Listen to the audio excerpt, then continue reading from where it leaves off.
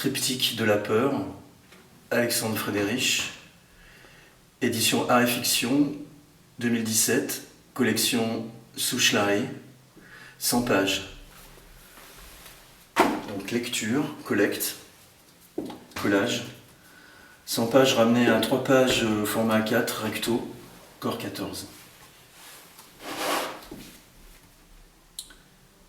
Verraco. Un verraco renifle. Le groin tourné, l'échine ronde, coups de patte, oreilles creuses, anus et testicules rebondis. La peur est chevillée à l'estomac, les bestiales. L'estomac se vide et s'emplit, comme se vident et s'emplissent les nuages. Le ciel est un cauchemar. Il est fixe et changeant, bleu et noir. Il fuit, il déborde. Et en Suisse, pays de petite contenance, plus qu'ailleurs. L'eau canalisée ou retenue, les montagnes percées et prêtes au dynamitage, reste le ciel qui vient du sud, du nord et de tous les côtés. Ce ciel qui ne fait que passer au-dessus de la Suisse. Le Verraco est né, entre les nécropoles et sur terre. La défense, les jours, les heures. Les Verracos. Cet animal est une prière, un témoin, une bête, une sculpture de pierre, et porte le monde, les murailles, les maisons, l'homme. Le premier Verraco comme le premier vers d'un poème. Des pierres de toute taille et forme, certaines effilées comme des pirogues, d'autres pointues, rondes ou plates. Des socles rocheux, zébrés de mousse, des pièces d'herbes pauvres. Amas, pointe, bloc troué. Le Verraco est une figure de la peur, déviée vers l'élevage, la guerre et l'art. Gardien, symbole de vie, signe de puissance, outil de marquage, étalon du vide, bête votive, menstruation du chef. L'œil que la peur limitée à la considération du cercle domestique peut désormais fixer le large.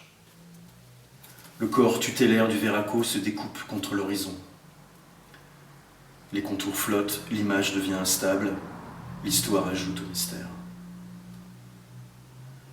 La peur est rythmée, la peur s'interrompt et recommence. Et l'effort d'assistance télépathique, de transmission d'énergie, l'effort consenti autour des mains qui mordent le granit conjure la peur. Bœuf soufflant, bœuf de sang, le taureau cochon, le cochon taureau, la peur et le Verraco. Un des Verracos baise la fille en l'autre dans la... Les Verracos se mettent en place. Le Verraco vieux, le Verraco dépravé, le Verraco bandant remplacent le bourgeois, le laquais, la mondaine. Les participants à l'orgie observent le décorum et le foule. L'œuvre d'une société persuadée de sa vérité. La bourgeoisie tient le peuple.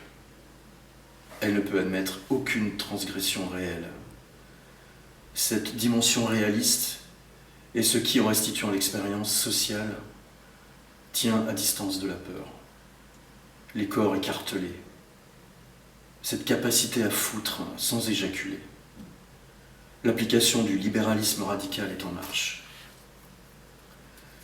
Les Verracos ne pensent plus, ils paraissent, s'entassent, disparaissent. Le Verraco n'est plus que le double du spectateur. Effacer la provenance, l'identité, le caractère du corps. L'humanité est dépassée, puis remontée dans tous les vides possibles. L'homme Verraco, une image après disparition. Contrôle des gestes, rythme au métronome, un salon, un lit, un rideau. Pris de vertige, l'esprit se cabre devant la scène du Verraco. Il, elle, compose son Verraco à la façon dont les enfants habillent de vêtements prédécoupés des mannequins de papier. Le Verraco, en tant que relation d'excès, est une figure typique des assemblages corps-esprit que l'homme tente hors les règles sociales.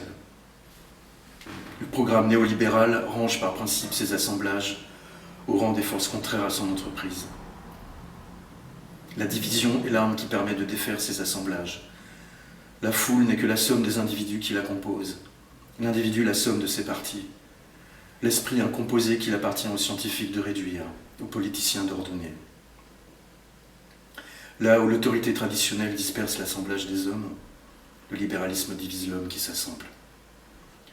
Catégorie, sous-catégorie, race de l'homme, de la femme, durée, accessoire.